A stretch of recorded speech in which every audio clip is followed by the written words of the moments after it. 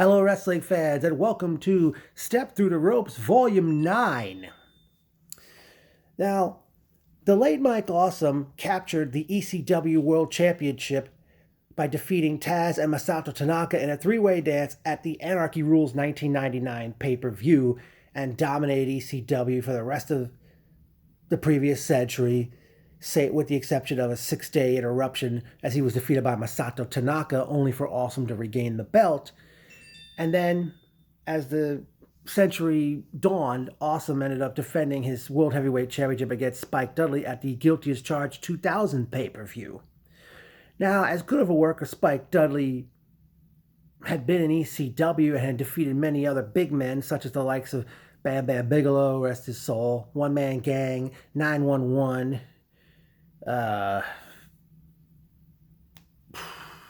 can't remember too many other big guys. Oh, Sally Graziano, there's one for you.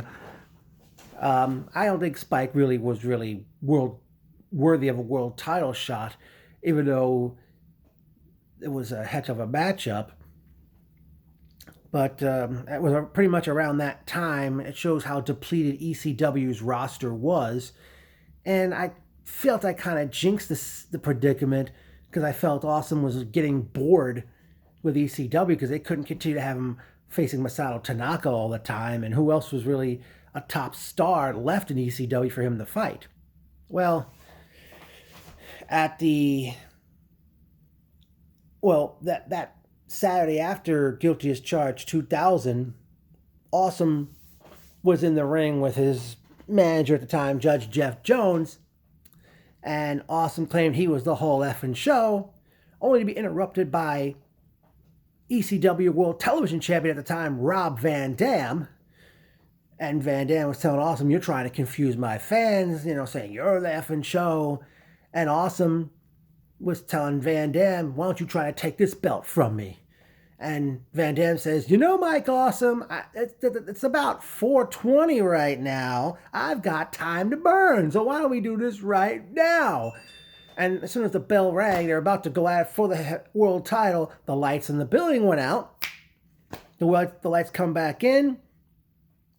And in the ring with Van Dam and Awesome was Sabu. And the fans are chanting three-way dance. And at that point, Awesome gets a microphone. He says, "Hey, fuck you guys and your three-way dance." And he would fight Sabu and Van Dam in a handicap match right then and there.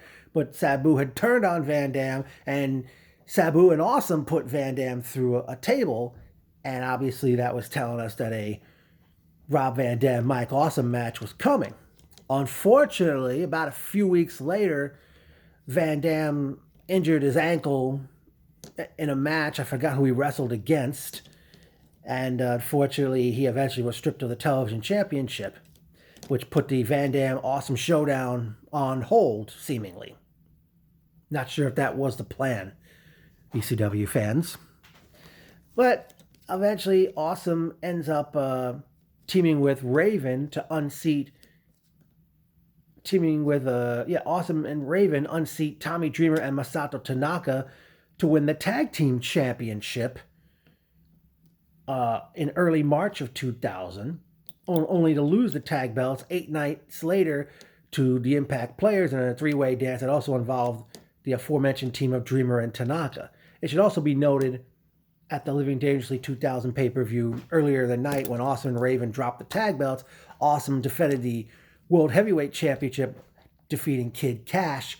So I guess it's safe to say Awesome has the distinction of being wrestling not only twice on an ECW pay-per-view, but walking into an ECW pay-per-view as a dual champion, only to walk out of that whole show as the heavyweight champion. Now, fast forward a month later, April 10th of 2000 in Denver, Colorado, the night Vince Russo and Eric Bischoff reboot WCW. On Monday Nitro, Awesome, still officially recognized as ECW World Champion, attacks Kevin Nash. Apparently, Awesome, and even I forgot it was Scott Hudson or Tony Schiavone, said that's Mike Awesome, the ECW champion.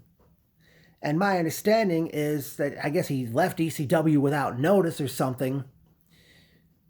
And my understanding is that Eric Bischoff wanted Awesome to throw the ECW championship belt in the garbage, to the point where ECW owner Paul Heyman had filed a federal injunction and had notified the authorities in the Denver area to get the physical championship belt back, and which they did.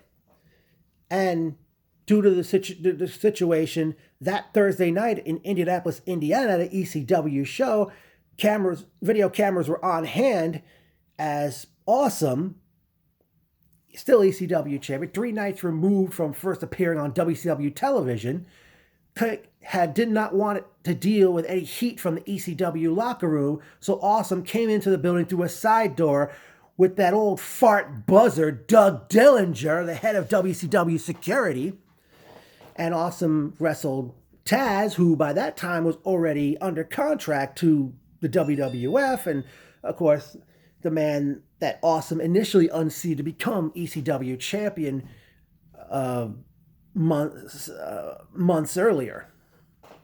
And the match went on, and thanks to an assistant from Tommy Dreamer, Taz defeated Awesome to become a 2-time ECW World Champion, and then Awesome left through the crowd and through that same side door with Doug Dillinger.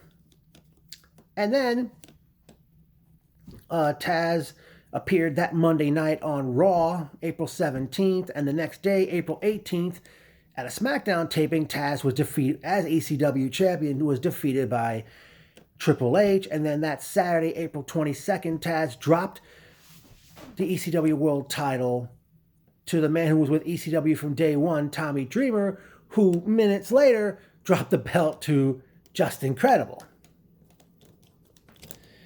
Now, looking back on all of this, should Mike Awesome have done business before appearing on WCW Monday Nitro? Was Paul Heyman justified in notifying the authorities and filing a federal injunction to get the physical championship belt back? Let me know, folks, what you think of this situation, and it's unfortunate Mike Awesome eventually passed away back in 2007. And no pun intended when I say he was an awesome competitor in the ring and very exciting to watch. Very unfortunate he's not with us today. But folks, let me know in your comments if the late Mike Awesome was right or wrong about all of this.